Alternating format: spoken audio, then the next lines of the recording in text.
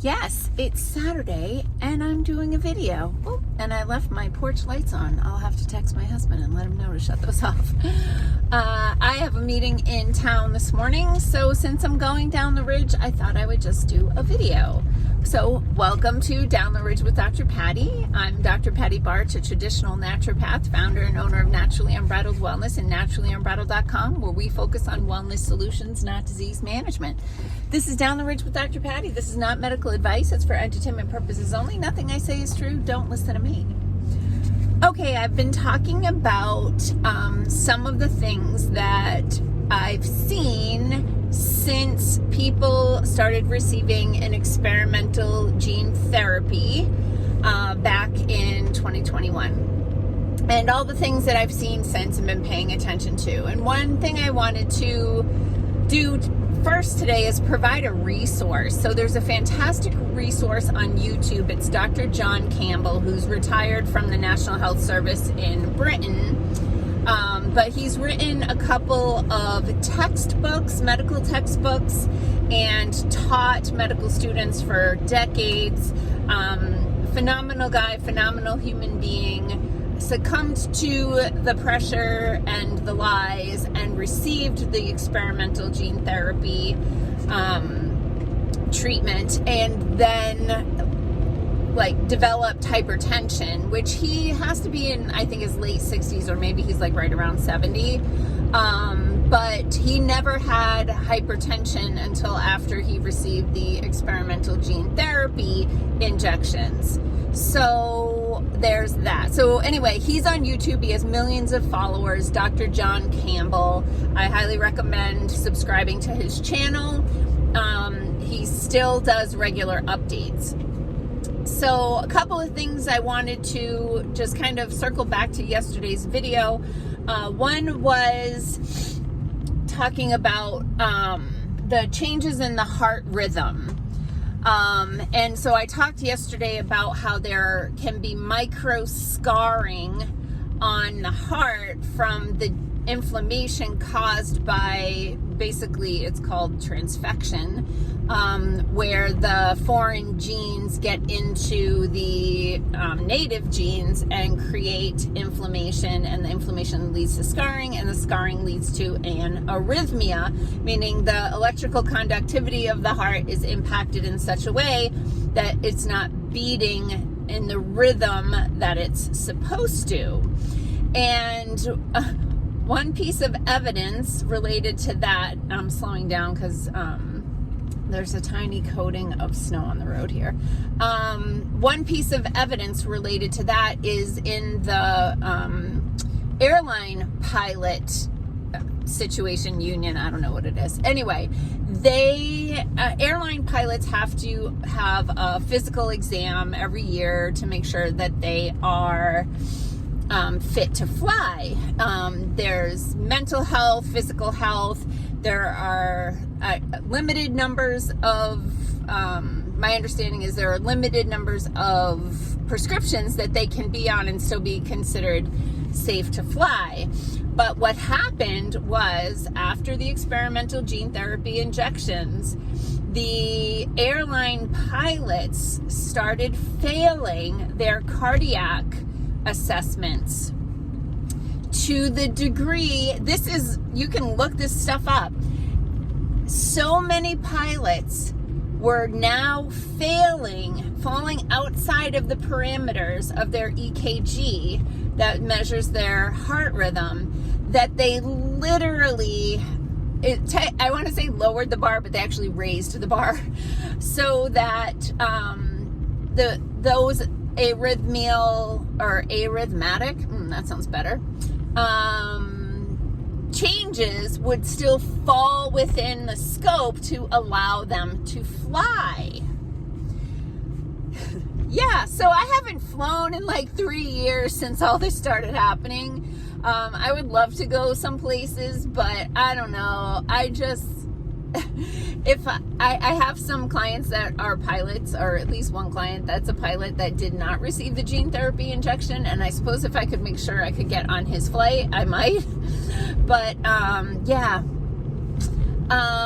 So yeah, the pilots hearts were no longer falling within the parameters of being considered fit to fly, so they changed it. There was also a medical doctor in the military. She was like highly ranked, I think major. I can't remember exactly. I think major. I'm not sure. But anyway, medical doctor in the military, and she kept having to pull these young, remember who can get into the military, young, fit adults, and she kept having to mark them as unfit to fly. She was grounding pilots and even dealing with lots of different issues, medical issues, miscarriages, that sort of thing that were happening after these young healthy troops received their gene therapy injections. So there's a lot of information out there about some of the problems with this, but the corrupt legacy media, mainstream media that, brought to you by Pfizer all day long, those pharmaceutical companies have basically purchased the mainstream media in order to ensure that the messaging, it stays on brand for their products. So you never saw news stories, except for you might see a local news story, like on your local news station. You may have heard about a teenager who dropped dead, right?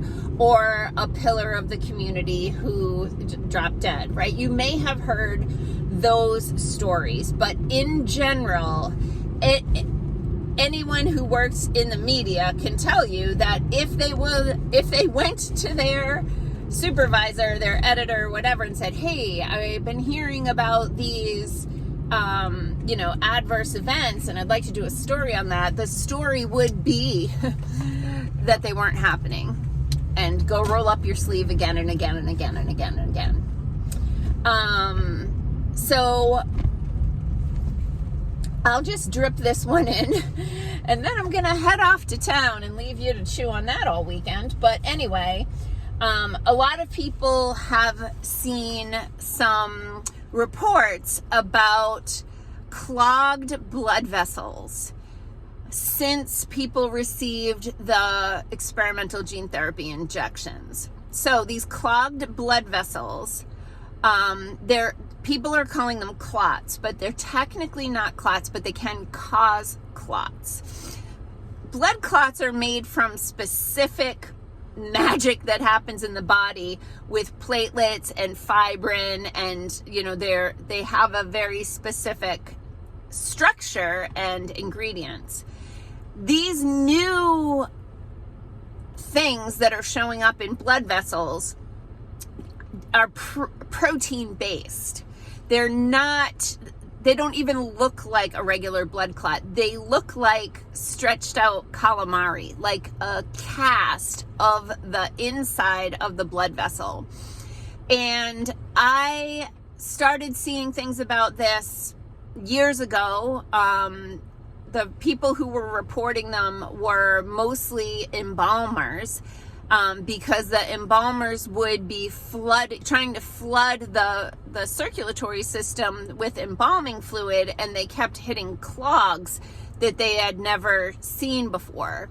I have a first level contact who does embalming, who I was respecting the boundaries of our relationship, and I wasn't reaching out to this person about it, like saying like, hey, are you seeing this? Because I just thought everybody must be reaching out to them. I don't want to be one of those people.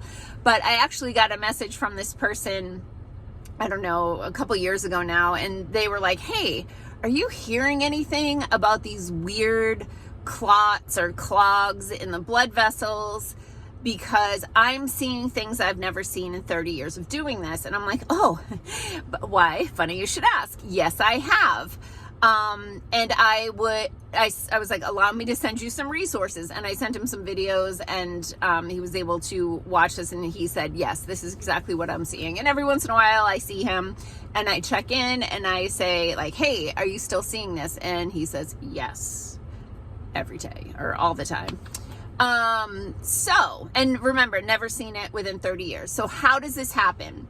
In a nutshell, really quick, because I'm kind of at where I want to be with time on this, is the gene therapy is a recipe for your cells to make the pointy protein. However, think of it like, okay, it's a recipe. So think of a cookbook. Couple of things can go wrong. One, the cookbook could have a misprint at the printer, so that instead of printing like, 1 garlic clove, it prints 10 garlic cloves or 11 garlic cloves, right?